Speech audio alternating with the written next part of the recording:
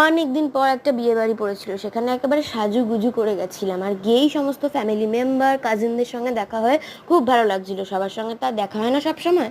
আর এখানে ওরা একটা গানে নাচ করছিল, আমারও খুব নাচ করার ইচ্ছা হচ্ছিল, বাট আমি এমন একটা লেহেঙ্গা আর হিল পরেছিলাম যেটা পরে নাচ করা পসিবল ছিল না। তো আমি ওদেরই একটু ভিডিও করলাম, ওরাই একটু এনজয় করুক।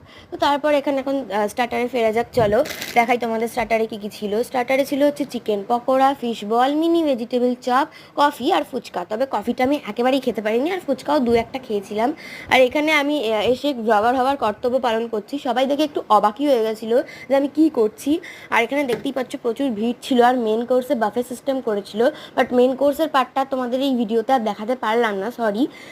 তো এখানে প্রচুর ভিড় ছিল, আর অনেক এসি ছিল এই ভিলাটায়, বাট সব জায়গায় এসি কিন্তু চালায়নি ওরা, মানে যে যেটা করেছিল আর কি। আর এখানে অত্যাধিক গরম ছিল, আর আমরা ভেবেছিলাম হয়তো বরবউয়ের জায়গায় আমরা দাঁড়াতেই পারবো না, আমরা এক্সপেক্ট করেছিলাম হয়তো আমরা দাঁড়াতেই পারবো না, বাট ওখানটা কিন্তু কম ভিড় ছিল, মানে দাঁড়ানো যাচ্ছিল। সেই জন্য তোমাদের একটু বরবউয়েরও ক্লিপটা দেখিয়ে দিলাম। তারপরে আবার বসে পড়েছিলাম এসির তলায়, নাহলে আর থাকতে পারছিলাম না। তো যাই হোক, পরের পার্টটা আসছে হচ্ছে নেক্সট ব্লগে। তো বাই বাই।